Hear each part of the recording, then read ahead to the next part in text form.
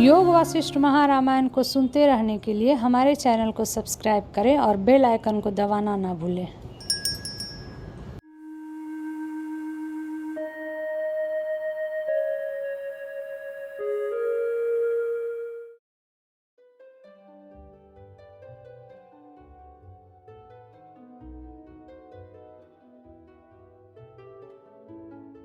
योग वशिष्ठ महारामायण मुमुक्षु प्रकरण 14वां सर्ग। साधु समागम सतशास्त्रों का अवलोकन और अंतःकरण की शुद्धि से वर्धित तथा शम और संतोष का हेतु जो विचार है उसकी प्रशंसा इस 14वें सर्ग में की गई है।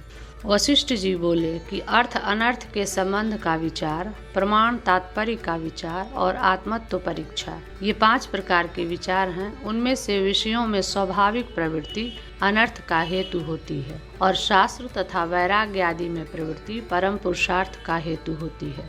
यह परीक्षा करना प्रथम विचार है। स्त्री पुत्र तथा देह आदि स्वभाव से, बीज से, परिणाम से अशुद्ध मलमूत्र आदि सहित अमंगल रूप है और ब्रह्मलोक पर्यंत का सुख अनित्य और दुख मिलित है। यह परीक्षा करना द्वितीय विचार है। ये दोनों वैराग्य और मोक्ष की इच्छा के कारण हैं। मोक्ष की इच्छा के अनंतर भी क्या मोक्ष का साधन कर्म है या उपासना, और दोनों ज्ञान सहित हैं या नहीं, अथवा ज्ञान ही मोक्ष का साधन है। यह परीक्षा करना तृतीय विचार है। और यदि ज्ञान है तो वह सांख्य योग वैशेषिक आदि शास्त्रों में जो कपिल गौतम आदि ने कहा है वह है, अथवा श्रुति प्रतिपाद्य। यदि श्रुति का ज्ञान मोक्ष का साधन है तो श्रुतियों का तात्पर्य द्वैत में है अथवा अद्वैत में, सविशेष आत्मा में है व निर्विशेष इत्यादि परीक्षा करना चतुर्थ विचार है। इसी को श्रवण भी कहते हैं। अद्वैत श्रुतियों का ब्रह्म में तात्पर्य निश्चय होने पर भी वह आत्मा में यथार्थ संभव है कि नहीं, इस प्रकार रत्न परीक्षा न्याय से अनुभव, गुरु और सहपाठी आदि के संवाद से जीव ईश्वर और जगतत्व का शोधन जब तक निश्चय नहीं तब तक परीक्षा करना, इसको पंचम विचार कहते हैं।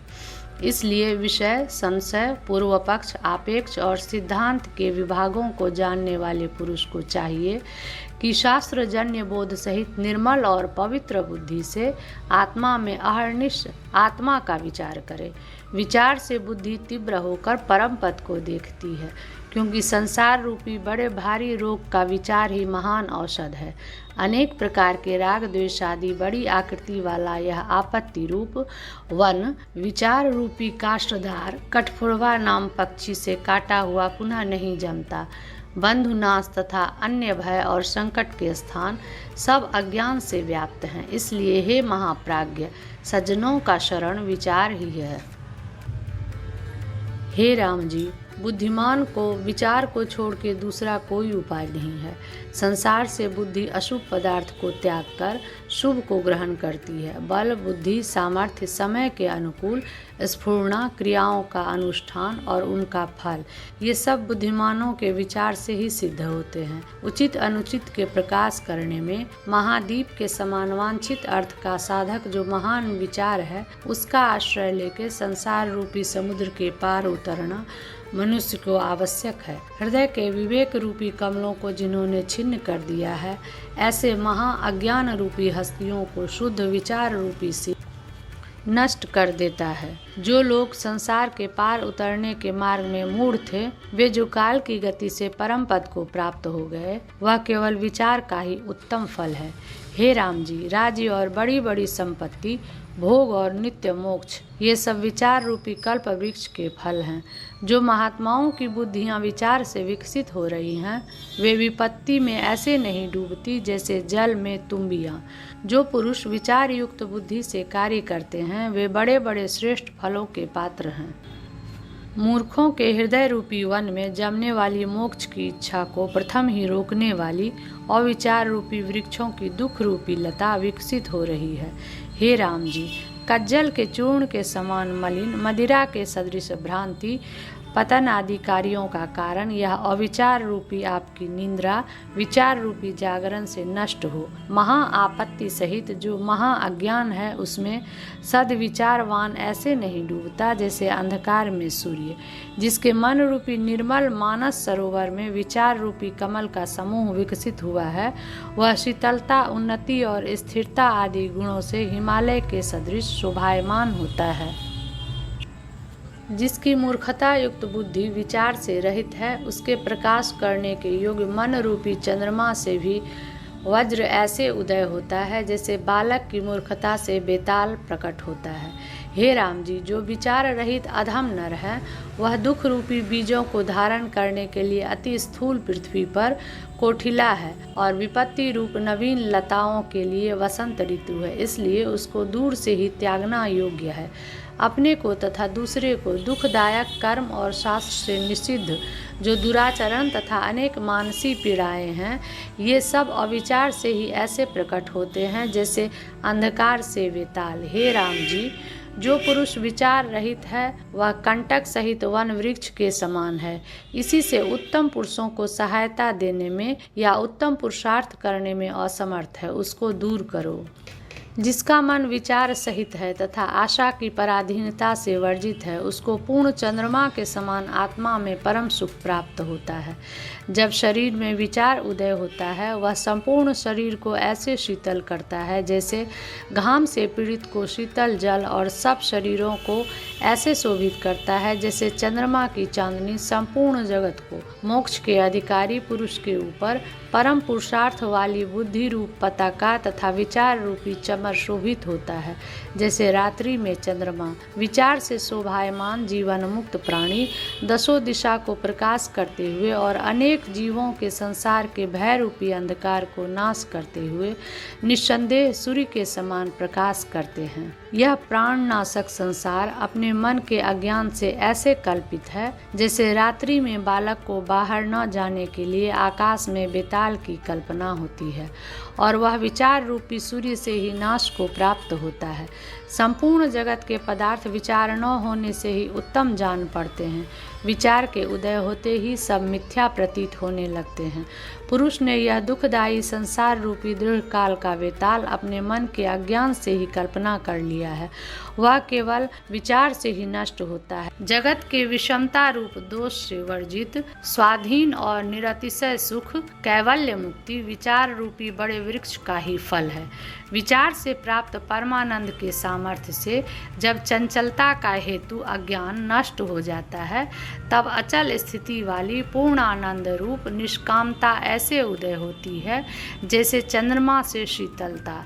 पूर्णानंद की अचल स्थिति रूप उत्तमता को देने वाली अपने चित्त में स्थित विचार रूप महौषधि से साधु पुरुष अप्राप्त वस्तु को न तो चाहता है और न प्राप्त को त्याग करता है, अर्थात कृतकृत्य हो जाता है। विचार से उत्पन्न ज्ञान युक्त चित्त जब परम पद का अवलंबन करता है, तब वह चित्त भर्जित बीज के समान भासता है, परंतु उसमें अंकुर उत्पन्न करने की शक्ति नहीं रहती। अतएव आकाश के समान ब्रह्म भाव को प्राप्त न वह अस्त होता है और न राग आदि वृत्तियों के साथ उदय होता है। इससे जीवन की स्थिति और विक्षेप का अभाव दोनों सिद्ध होते हैं, क्योंकि वह जगत के विषयों को साक्षी के सदृश उदासीन रूप से देखता हुआ राग आदि के वशीभूत होके उनमें न मन देता है, न परमार्थ दृष्टि से उनका उपभोग करता है, न उद्धत होता है और न शांत होता है। न तो वह चित्त सुषुप्ति के समान उपाधि के शांत हो जाने से शांत होता है, न स्वप्न के समान वासनामय अंतःकरण में लीन होता है, और न जगत में मूढ़ जनों की अवस्था के समान बाह्य पदार्थों में निमग्न होता है, किंतु उदासीन रूप से स्थित रहता है। गत वस्तु की उपेक्षा करता है, अर्थात उनकी प्राप्ति के लिए यत्न नहीं करता और प्राप्त वस्तु से अपना व्यवहार करता है। न वह क्षोभ को प्राप्त होता है और न अक्षोभ को, किंतु पूर्ण समुद्र के समान शोभायमान रहता है। इस प्रकार महाविचार वाले योगी महात्मा जन पूर्ण मन से जीवन मुक्त होकर इस संसार में विहार करते हैं। वे धीर महात्मा जन अपनी इच्छा पूर्वक दीर्घ काल तक इस संसार में निवास करके अंत में उपाधि के आभास को त्याग कर अनंत कैवल्य पद को प्राप्त होते हैं। मैं कौन हूँ, यह संसार कहाँ से आया, ऐसा कुटुंब आदि में आसक्ति भी तथा आपत्ति में भी संसार के दुख नाशक श्रवण आदि अनुष्ठान सहित सदा चिंतन करते रहना। हे राघव, अवश्य कर्तव्य कार्य संकटों में संधि विग्रह यान द्वैधी भाव और समाश्रयादि को राजा विचार से ही जानता है, अन्यथा नहीं। हे राम जी, वेद और वेदांत की स्थिति अर्थात धर्म ज्ञान और ब्रह्म का साक्षात्कार तथा जो परम पुरुषार्थ का कारण है, ये सब विचार से ही ऐसे निश्चित होते हैं जैसे रात्रि में दीप से पृथ्वी के पदार्थ। यह साधारण नेत्र तो अंधकार में नष्ट के समान हो जाता है और सूर्यादि के अधिक तेज में चकाचौंध से बंद हो जाता है। दूर के तथा व्यवहित के पदार्थों को नहीं देखता, परंतु विचार रूपी उत्तम नेत्र ऐसा नहीं है, वह तो व्यवहित पदार्थों को भी देखता है। जो पुरुष विचार रूपी नेत्र से हीन है उसको जन्मांध समझना चाहिए और वह दुर्मति सबको शोचनीय है। और जिस विवेकात्मा को विचार रूपी दिव्य चक्षु है वह पुरुष संपूर्ण पुरुषार्थ को प्राप्त करता है, जिसमें सदा परमात्मा ही का विचार हो। इसी से सब विचारों से अति प्रतिष्ठा के योग्य और परमानंद को सिद्ध करने वाली विचार की चमत्कृति को क्षण भर भी मनुष्य को नहीं त्यागना चाहिए, अर्थात निरंतर आत्मा का चिंतन करते रहना चाहिए। विचार से शोभायमान पुरुष महात्माओं को भी ऐसे अच्छे लगते हैं जैसे परिपाक से चमत्कार जनक आम्र का फल। विचार से सुंदर बुद्धि वाले पुरुष दुख रूपी गड्ढे में बार बार ऐसे नहीं गिरते जैसे मार्ग को जानने वाले पुरुष। अनेक रोगों से पीड़ित और विष तथा शास्त्र आदि अनर्थों से शिथिल शरीर वाला वैसा नहीं रोता जैसा अविचार से नष्ट आत्मा अज्ञानी पुरुष अनेक जन्मों की परंपरा में सदा रोया करता है। कीचड़ों में मेढक होना उत्तम है, मल का कीड़ा होना उत्तम है और अंधेरी गुफा में सर्प होना भी उत्तम है, परंतु मनुष्य के लिए विचार न होना अच्छा नहीं। संपूर्ण अनर्थों के रहने का मुख्य स्थान सब महात्माओं से तिरस्कृत और सब दुर्दशाओं की सीमा जो अविचार है उसे त्यागना चाहिए। मनुष्य को उचित है कि सदा विचार युक्त होकर महात्मा बने, क्योंकि राग द्वेष आदि रूप अंधकूप में गिरने वाले को केवल विचार ही अवलंब है।